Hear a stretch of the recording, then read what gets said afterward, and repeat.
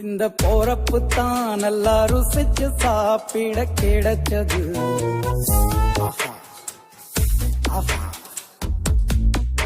அத நினைச்சு தான் மனோ உலகம் முழுவதும் பருக்குது. அட சுட சுட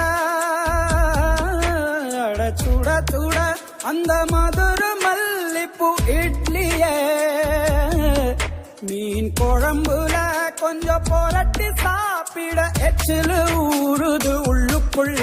இந்த போறப்பு தான்